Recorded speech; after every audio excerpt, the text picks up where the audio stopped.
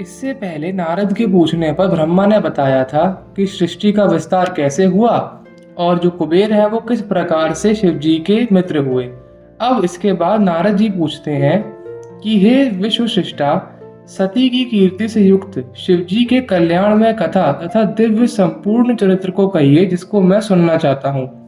दक्ष की अनेक पत्नियों में से किस पत्नी से सती का प्रादुर्भाव हुआ था? सती ने किस प्रकार तप किया और शिव को प्राप्त किया? सती ने दक्ष पे क्रोध करके अपने जो तन था उसका परित्याग क्यों किया और उसके बाद हिमालय की पुत्री पार्वती के रूप में किस तरह से जन्म लिया और तप करके शिव को किस प्रकार प्राप्त किया? ये सब सुनने के बाद ब्रह्मा जी उत्तर देते हैं, हे मुने, जिस समय मुझ ब्रह्मा ने मरीच, अत्रि, पुला, पुलत्स्य, अंगिरा, क्रतु, वशिष्ठ, नारद, दक्ष एवं भृगु इन महान जो ये प्रजापति थे इनको बनाया तो एक अत्यंत सुंदर रूप वाली युवती भी मेरे अंदर से प्रकट हुई। वह संध्या के नाम से प्रसिद्ध हुई जो प्रातः संध्या और श्याम संध्या में बन गई। अत्यंत सुंदरी, सुंदर बाहों वाली तथा मुनियों के मन को मोहित करने वाली थी। उस कन्या को देखते ही उठ करके उसको हृदय से लगाने की इच्छा मेरे और मेरे जो पुत्र थे उनमें आ गई। मैं ब्रह्मा अभी इस प्रकार सोच ही रहा था कि उसी समय एक अत्यंत अद्भुत एवं मनोहर मानस पुत्र जन्म लिया। हे तात, वह पुरुष तप्त स्वर्ण के समान कांति वाला, स्थूल वक्षास्तर वाला और घुंघराले बालों वाला था। उस पुरुष को देखकर मेरे दक्ष आदि पुत्रों का मन आश्चर्य से भर गया और वो सोचने लगे कि ये पुत्र या फिर ये पुरुष कौन है। वह पुरुष जो मुझ सृष्टा से पूछने लगा कि हे ब्रह्मा, मैं कौन हूँ। जब उस पुरुष ने इस प्रकार ब्रह्मा जी से पूछा कि वह कौन है और उसका काम क्या है, तो ब्रह्मा जी ने बोला, तुम अपने इस स्वरूप से और पुष्पों के 5 बाणों से सभी स्त्री तथा पुरुषों को मोहित करते हुए सनातन सृष्टि की रचना करो। इस चराचर त्रिलोक में जीव तथा देवता आदि कोई भी तुम्हारा उल्लंघन नहीं कर सकते। हे पुरुषोत्तम, मैं, वसुदेव तथा शंकर भी तुम्हारे वश में रहेंगे। अन्य प्राणियों को तो कहना ही क्या है। तुम गुप्त रूप से प्राणियों के हृदय में प्रवेश करते हुए स्वयं सबके सुख के कारण बनकर सनातन सृष्टि करो। समस्त प्राणियों का विचित्र मन तुम्हारे पुष्प बाणों का सुखपूर्वक भेदने योग्य लक्ष्य होगा। यानी जो प्राणियों का हृदय है उस पे ही तुम्हारे जो बाण है वो लगेंगे। तुम सभी को सदा उन्मत्त करते रहोगे, मतलब तुम सभी के अंदर जो उन्मत्तता है, जो मद है, जो नशा है, उसके कारण बनोगे। जब इस तरीके से ब्रह्मा जी ने उस पुरुष को उसका कार्य बता दिया तो जो ऋषिगण थे उन्होंने उस पुरुष का नामकरण किया और कहा, तुमने ब्रह्मा जी से उत्पन्न होते ही हम लोगों के मन में हम लोगों के मत को मथ डाला। जो हमारा मन था उसे तुमने मथ दिया, बिल्कुल जैसे हम दूध को मथते हैं, जैसे घी या दही बनता है। तुम लोक में मनमथ नाम से जाने जाओगे। सभी लोकों में तुम सुंदर रूप वाले हो, तुम्हारे समान कोई भी सुंदर नहीं होगा। इसलिए मनोभाव काम नाम से, मतलब कामदेव के नाम से तुम जाने जाओगे। तुम सभी को मदोन्मत्त करने के कारण मदन कहे जाओगे। अहंकार युक्त होकर दर्प से उत्पन्न हुए हो, इसीलिए कंदर्प भी तुम्हारा नाम होगा। तुम्हारे समान किसी भी देवता का पराक्रम नहीं होगा, अतः तुम्हारे लिए सभी स्थान होंगे और तुम सर्वव्यापी होगे। ये जो आदि प्रजा, जो ये पूरी की पूरी प्रजा है, वो सब तुम्हारे यानी कामदेव के वश में रहेगी। इसके बाद जो ऋषि थे उन्होंने काम को 5 बाण प्रदान किए। उन बाणों का नाम था तपन, मोहन, शोषण, स्तंभन और उन्मादन। अब तपन क्या करता था? जो तपन था वो लोगों के हृदय के अंदर ऐसी काम वासनाओं को जन्म देता था जिसे आप बुझा नहीं सकते। जो मोहन था वो सारे के सारे समाज को मोह में डालने वाला था। जो शोषण था वो किसी भी व्यक्ति के अंदर ऐसी भावना प्रकट करता था जिससे उसको बहुत जलन होती थी या फिर किसी को प्राप्त करने की बहुत ही उत्कट अभिलाषा होती थी कि वो किसी को प्राप्त करने के लिए किसी भी हद तक गिर सकता है। फिर स्तंभन मतलब किसी को भी पैरालाइज करने की शक्ति, मतलब वो इतना काम में रत हो गया है कि वो पागल हो जाए। फिर उन्मादन। उन्मादन का मतलब होता है पागल हो जाना, या फिर इसे कहते हैं इंटॉक्सिकेशन। जैसे दारू में नशा होता है, उस तरीके से जो कामदेव है वो काम के प्रति लोगों का नशा बढ़ा सकते थे इस एरो का इस्तेमाल करके। अब जब कामदेव को उनके ये 5 बाण मिल गए तो उन्होंने सोचा, ब्रह्मा जी ने मुझ जिस सनातन कर्म को पैदा किया है, मतलब जिस मुझे पैदा किया है आदि काल के लिए, तो क्यों ना मैं अपनी शक्तियों का इस्तेमाल यहीं ब्रह्मा जी और इन मुनियों के सामने ही करूं। इस प्रकार विचार करके अनंतर मन में निश्चय करके वह अपने पुष्प के धनुष पर पुष्पों के बाणों को चढ़ाने लगा। हे मुनिश्रेष्ठ, जब इस प्रकार के धनुष पर कामदेव ने अपना बाण चढ़ाया तो उसी समय मन को आह्लादित करने वाली सुगंधित वायु बहने लगी। उस समय कामदेव ने तीक्ष्ण यानी अपने पैने बाणों से मुझ ब्रह्मा और मेरे सारे पुत्रों को डस लिया। विकार से युक्त होने के कारण सभी लोग संध्या की ओर बार बार देखने लगे। सभी के मन में काम का उदय हो गया। काम बाण के प्रहार से उन सभी के द्वारा देखी जाती हुई वह संध्या भी अपने कटाक्षों के आवरण से अनेक प्रकार के भाव प्रकट करने लगी। मतलब जो संध्या थी उसके अंदर भी इन लोगों के प्रति काम प्रकट हो गया। हे नारद, जब मरीच, अत्रि आदि सभी मुनि तथा दक्ष प्रजापति आदि सभी विकृत इंद्रियों वाले हो गए, दक्ष, मरीच आदि ऋषियों तथा मुझ और संध्या को भी काम वासना से युक्त देखकर कामदेव के मन में ये विश्वास हो गया कि ब्रह्मा ने मुझे जिस कार्य के लिए आदेश दिया है मैं वह कार्य करने में पूर्णतः सक्षम हूँ। ब्रह्मा जी के पुत्र धर्म ने अपने पिता तथा भाइयों की ऐसी दशा देखकर धर्म की रक्षा करने वाले भगवान सदाशिव का स्मरण किया।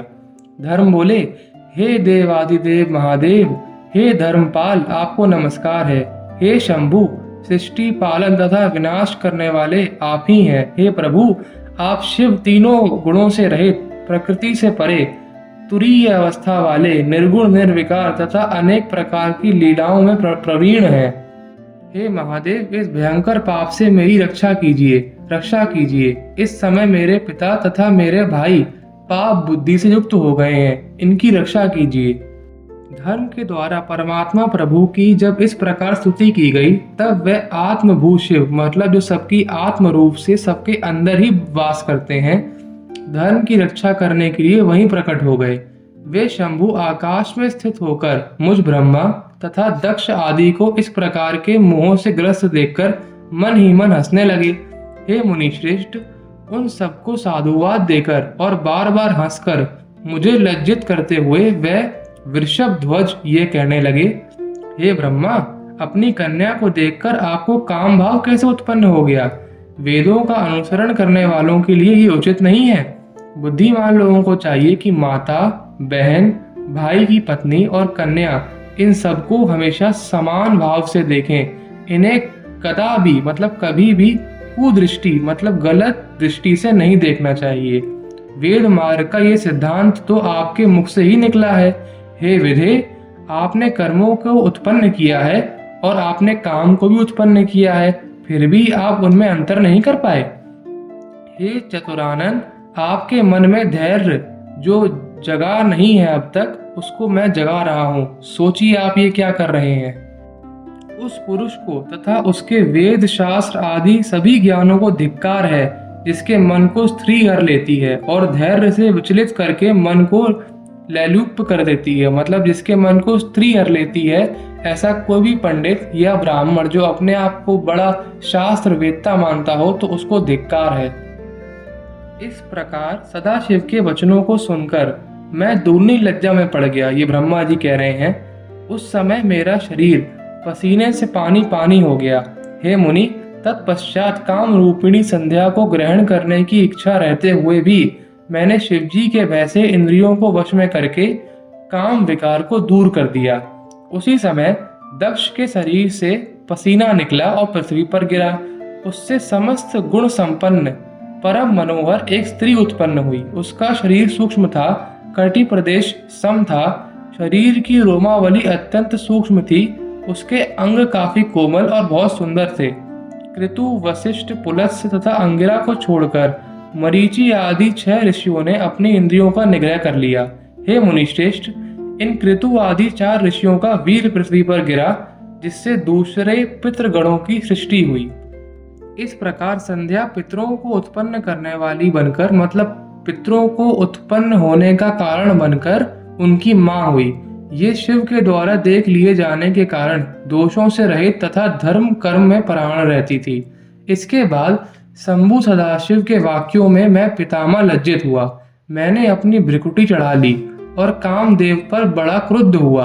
हे मुने, मेरे मुख को देखकर और मेरा अभिप्राय समझकर रुद्र देव को भी जाते हुए देखकर कामदेव ने अपने बाणों को वापस खींच लिया। मैंने क्रोध में भरकर उसे शाप दे दिया।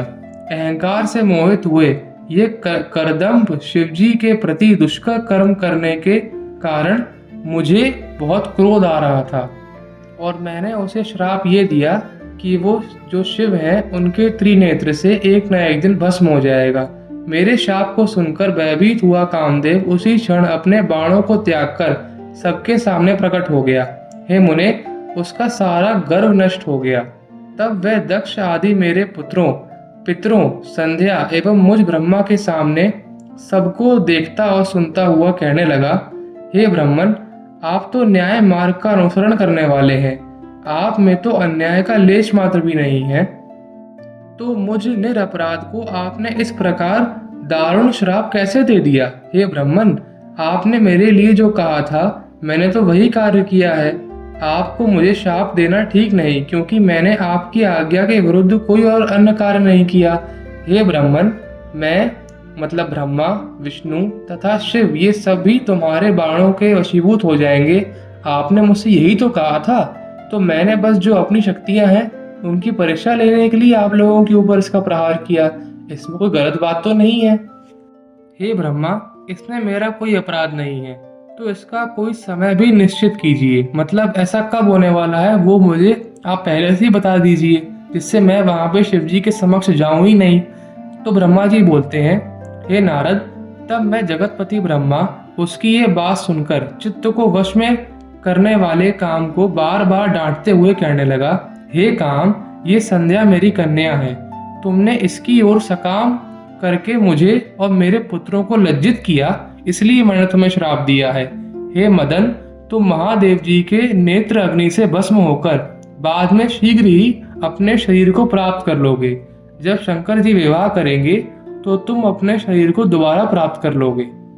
अब इस कथा के अंत में इसका सार क्या है, इससे हम लोगों को क्या सीख मिलती है, ये सोचना चाहिए। तो वो ये है कि ऐसे जो ब्रह्मा जी हैं उन्होंने जो उनकी बेटी जो संध्या है उसके ऊपर कुदृष्टि डाली, और जो उनके पुत्र हैं वो भी उन्हीं की तरह जो काम भाव से युक्त हो गए थे। लेकिन उनका एक पुत्र ऐसा था जो तब भी काम भाव से युक्त नहीं हुआ, जबकि कामदेव ने सबके ऊपर अपने पुष्पों का बाण चलाया था, वो था धर्म। तो अगर आप धर्म का आश्रय लेते हैं, और जो धर्म है वो सदैव परमपिता शिव के आश्रय में रहता है, तो जब आप शिव का आश्रय लेते हैं तो चाहे जो काम है वो कितने भी बाण चलाए, वो आपके हृदय को कभी भेद नहीं सकता। तो जब भी आपको ऐसा लगे कि आप किसी के प्रति कुदृष्टि देख रहे हैं, तो आप धर्म का आश्रय अवश्य लें। अब इसके बाद क्या होता है वो सुनिए। इस प्रकार शिवजी के अपने स्थान को चले जाने तथा मुझ ब्रह्मा के अंतर्ध्यान हो जाने पर दक्ष प्रजापति मेरी बात का स्मरण करते हुए कामदेव से कहने लगे।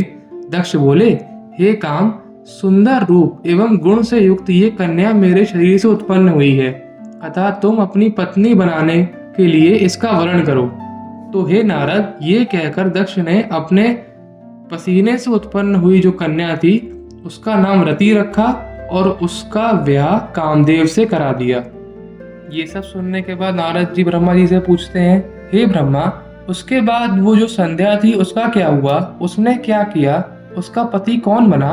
तो ये सुनने के बाद ब्रह्मा जी बोलते हैं, हे मुनि, कामदेव को शाप देकर जब मैं अंतर्ध्यान हो गया एवं शिवजी अपने स्थान कैलाश को वापस चले गए, उस समय हे महामुनि, वह मेरी पुत्री संध्या शुद्ध होकर कुछ विचार करके ध्यानमग्न हो गई और सोचने लगी, मेरे पिता ने उत्पन्न होते ही मुझ युवती को देखकर काम से प्रेरित होकर अनुराग पूर्वक मेरे प्रति अभिलाषा जगाई। उस दुरात्मा कामदेव ने मेरे भी चित्त को मत डाला, जिससे सभी मुनियों को देखकर मेरे मन में बहुत चंचलता प्रकट हुई। इस पाप का फल कामदेव ने स्वयं पाया कि शंकर जी के कोप से वो एक दिन जल जाएगा, लेकिन अब इस अपराध का जो फल है वो मुझे भी मिलना चाहिए। तो इस पाप का फल मैं स्वयं अपने आप को इस तरीके से दूंगी कि मैं एक तप करूंगी और तप के अंत में अपने इस शरीर को जला डालूंगी, क्योंकि इस शरीर को देख के ही मेरे भाइयों ने और मेरे पिता ने काम वासना प्रकट करी। अब मैं इस पाप का प्रायश्चित करूंगी और वेद मार्ग के अनुसार अपने शरीर को अग्नि में हवन कर दूंगी। मैं इस भूतल पर एक मर्यादा स्थापन करूंगी, जिससे कि शरीरधारी उत्पन्न होते ही काम भावना से कभी युक्त ना हो। इसके लिए मैं परम कठोर तप करके उस मर्यादा को स्थापित करूंगी और बाद में अपना शरीर छोड़ दूंगी। वह संध्या अपने मन में ये विचार कर चंद्रभाग नामक श्रेष्ठ पर्वत पर गई, जहाँ चंद्रभाग नदी बहा करती थी। इसके बाद संध्या को उस श्रेष्ठ पर्वत पर तपस्या के लिए गए हुए जानकर मैंने अपने पास में बैठे हुए मन को वश में रखने वाले सर्वज्ञ ज्ञान योगी तथा वेद मार्ग को जानने वाले अपने प्रिय पुत्र वशिष्ठ से कहा, हे मेरे पुत्र वशिष्ठ, तपस्या का विचार करके गई हुई मनस्विनी पुत्री संध्या के पास जाओ और इसे विधि पूर्वक दीक्षा प्रदान करो। यह तुम लोगों को तथा अपने अभूतपूर्व दुष्कर्म को समझकर मृत्यु ही सही है, ऐसा विचार करके तप करने निकली है। हे तात, वह तपस्या की किसी भी क्रिया को नहीं जानती, अतः जिस प्रकार के उपदेश से वह अपने अभिष्ट को प्राप्त करे वैसा करो। हे मुने, तुम अपने इस रूप को छोड़कर दूसरा शरीर धारण करके उसके पास जाओ और उसे सिखाओ कि तप किस लिए और कैसे किया जाता है। नारद जी, इस प्रकार जब ब्रह्मा यानी मैंने वशिष्ठ से कहा, तो वशिष्ठ ने मेरी आज्ञा का पालन करने के लिए अपना रूप बदला और जो संध्या थी उसके पास गए और उनसे कहा, हे भद्रे, इस निरंजन पर्वत पर तुम किस लिए आई हो? तुम किसकी कन्या हो और यहाँ पे क्या करना चाहती हो? पूर्ण चंद्रमा के समान तुम्हारा मुख ऐसा ये मुरझाया हुआ सा क्यों है? तो संध्या ये सुनने के बाद बोलती है, हे ब्राह्मण, मैं तप करने के लिए इस निरंजन पर्वत पर आई हूँ। मैं ब्रह्मा की पुत्री हूँ और संध्या मेरा नाम है। यदि आपको उचित जान पड़े तो मुझे उपदेश कीजिए। मैं तपस्या करना चाहती हूँ, अन्य कुछ भी गोपनीय नहीं है। मैं तपस्या की कोई विधि जानती नहीं हूँ, लेकिन अगर आप चाहें तो मुझे सिखा सकते हैं। ये सुनने के बाद वशिष्ठ बोलते हैं कि हे संध्या, जो महान तेज स्वरूप और पूरे संसार के कारण है, उन शंभु का ध्यान करो, जो धर्म, अर्थ, काम और मोक्ष के आदि कारण तथा अद्वैत स्वरूप हैं। उन्हीं संसार के एकमात्र आदि कारण पुरुषोत्तम का भजन करो। हे शुभने, तुम इस मंत्र से देवेश्वर शंभु का भजन करो, उससे तुम समस्त पदार्थों की प्राप्ति कर लोगी। ओम नमः शंकराय ओम, इस मंत्र से मौन होकर तपस्या प्रारंभ करो। हे देव, इसका नाम मौन तपस्या है। इसे करके और ब्रह्मचर्य का पालन करके तुम अगर अच्छी तरीके से तप करोगी तो शिवजी अवश्य प्रसन्न होंगे। इस प्रकार मुनि वशिष्ठ ने वहां बैठकर संध्या को तपस्या की यथोचित विधि बताकर अंतर्ध्यान हो गए। तपस्या उपदेश कर वशिष्ठ जी के अपने घर चले जाने पर तपस्या में उद्धृत हुई जो वो थी संध्या थी, वह करने लगी, वो कहने लगी और वो तपस्या के लिए एक जगह जाके बैठ गई। वशिष्ठ जी ने तपस्या के साधन भूत जिस मंत्र को बताया था, उस मंत्र से वह शंकर जी का पूजन करने लगी। इस प्रकार सदाशिव में चित्त लगाकर एकाग्र मन से घोर तपस्या करती हुई उस संध्या का एक चतुर्युग बीत गया। उसके पश्चात उस तपस्या से संतुष्ट हुए शिवजी उसके ऊपर प्रसन्न हो गए और बाहर भीतर तथा आकाश में उसे अपना विग्रह दिखाकर वह शिवजी के जिस रूप का ध्यान करती थी उसी रूप से उसके सामने प्रकट हुए। संध्या अपने मन में चिंतित, प्रसन्न मुख तथा शांत स्वरूप भगवान शिव को सामने देखकर बहुत प्रसन्न हुई। मैं शिवजी से क्या कहूँ, मैं उनके सामने क्या कह सकती हूँ? इस प्रकार चिंतित होकर संध्या ने भयपूर्वक अपने नेत्रों को बंद कर लिया। तब नेत्र बंद की हुई अवस्था में संध्या के हृदय में शिवजी ने एक प्रकाश दिया, जिससे जो संध्या थी उसे दिव्य ज्ञान, दिव्य वाणी और दिव्य चक्षु प्रदान हुए। इस प्रकार उसने दिव्य ज्ञान, दिव्य चक्षु और दिव्य वाणी प्राप्त की और जगतपति दुर्गेश को प्रत्यक्ष खड़ा देखकर उनकी स्तुति करने लगी और कहती हैं, जिनका रूप निराकार, ज्ञान गम्य तथा पर है, जो न स्थूल है, न सूक्ष्म है, न उच्च ही है, तथा जो ज्ञान योगियों के द्वारा अंतःकरण से चिंतनीय है, ऐसे रूप वाले लोक कर्ता मैं आपको नमस्कार करती हूँ।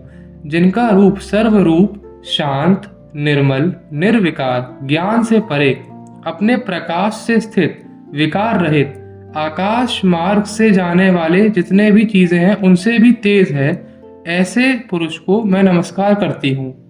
जिनका रूप अद्वितीय, शुद्ध, दैदीप्यमान, माया रहित, चिदानंद सहज, विकार रहित, नित्य आनंद स्वरूप, सत्य और विभूति से युक्त, प्रसन्न रहने वाले तथा समस्त श्री को प्रदान करने वाले हैं, उन आपको मैं नमस्कार करती हूँ।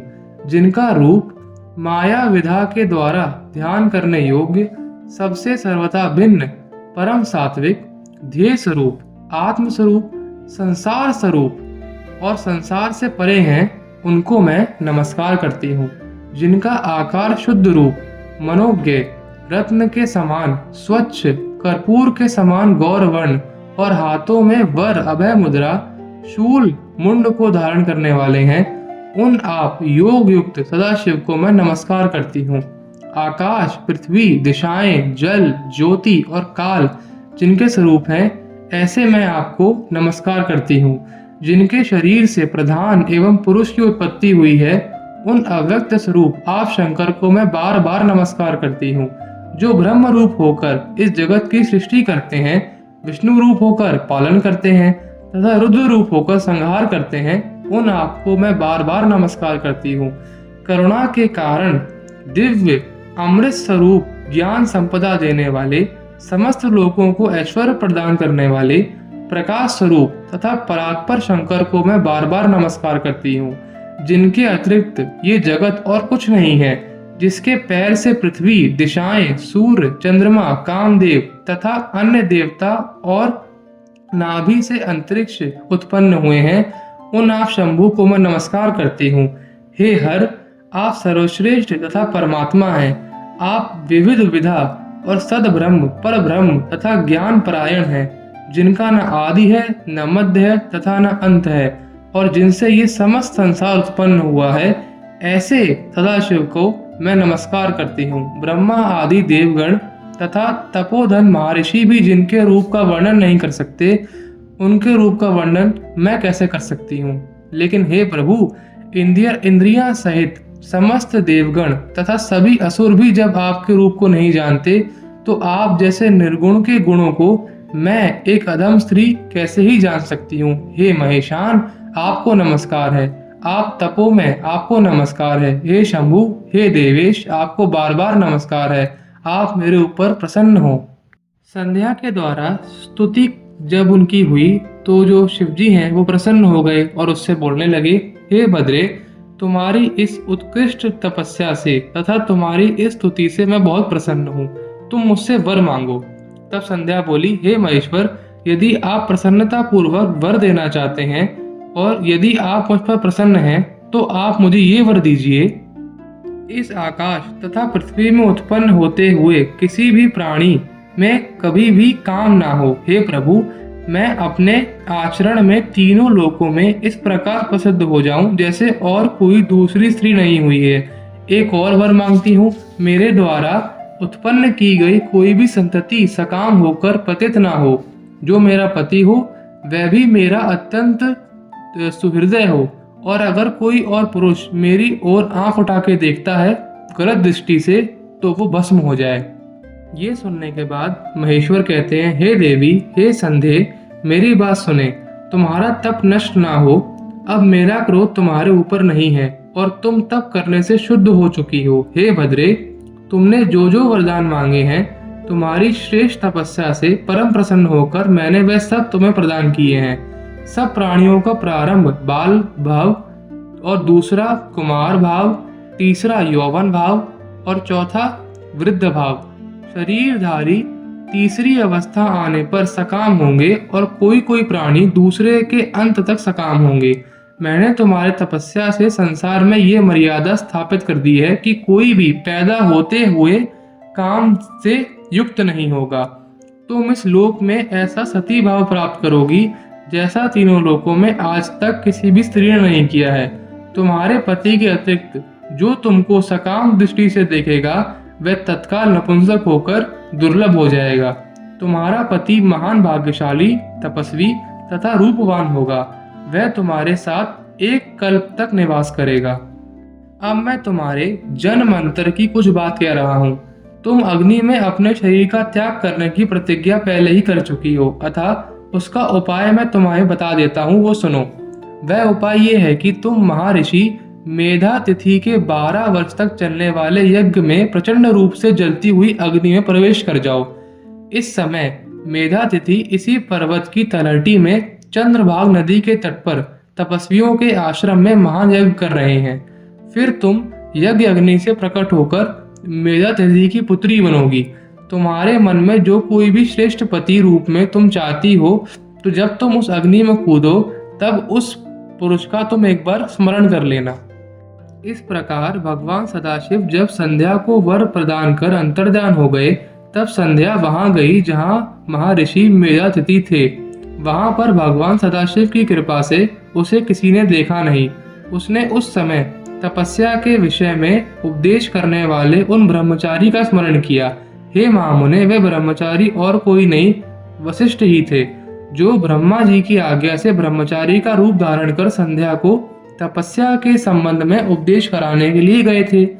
तपश्चर्या का उपदेश कराने वाले उन्हीं ब्रह्मचारी ब्राह्मण का पति रूप में स्मरण करके वह ब्रह्मपुत्री संध्या प्रसन्नता से सदाशिव की कृपा से मुनि द्वारा जो आग लगाई गई थी, जो यज्ञ में अग्नि थी, उसमें प्रवेश कर गई। पुनः सदाशिव की आज्ञा से अग्नि ने उसके शुद्ध शरीर को भस्म कर सूर्य मंडल में प्रविष्ट कर दिया। तदंतर सूर्य ने उसके शरीर को 2 भागों में विभक्त कर दिया और पितरों एवं देवताओं की प्रसन्नता के लिए उनमें जो ऊपर का भाग था वही रात्रि तथा दिन के बीच में होने वाली प्रातः संध्या हुई। जो उसके शरीर का नीचे वाला भाग था वह दिन तथा रात्रि के बीच में होने वाली श्याम संध्या हुई, जो सदैव ही पितरों की प्रसन्नता का कारण होती है। इसके मन सहित प्राण को परम दयालु शिव ने शरीरधारियों के दिव्य शरीर से निर्मित कर दिया। जब मेधा तिथि का यज्ञ समाप्त हो रहा था, तब उन्हें दैदीप्यमान स्वर्ण के समान कांति वाली वह कन्या यज्ञ अग्नि से प्राप्त हुई। हे मुनि, महामुनि मेधा तिथि ने यज्ञ से प्राप्त हुई उस कन्या को बड़ी प्रसन्नता से ग्रहण किया। उन्होंने उसका नाम अरुंधति रखा। उस कन्या को प्राप्त कर वह शिष्यों के साथ बड़े ही हर्षित हुए।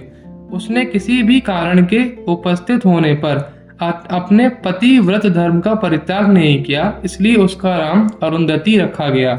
इसके बाद वह कन्या चंद्रभाग नदी के तट पर श्रेष्ठ मुनि के तपस्या नाम के जो आश्रम था वहां बढ़ने लगी और ब्रह्मा, विष्णु तथा महेश ने ब्रह्मपुत्र वशिष्ठ के साथ उस अरुंधति का विवाह करवा दिया। हे महामुनि, साध्वी स्त्रियों में सर्वश्रेष्ठ महासाध्वी वह मेधातिथि की कन्या अरुंधति वशिष्ठ को पति रूप में प्राप्त कर अत्यंत प्रसन्न हुई। जो शुभ व्रत वाला पुरुष अथवा नारी इस चरित्र को सुनते हैं, उसके सभी मनोरथ पूर्ण हो जाते हैं, इसमें कोई संदेह नहीं। तो ये वीडियो यहीं समाप्त करते हैं। अगली कथा अगले वीडियो में। तब तक के लिए ओम नमः शिवाय।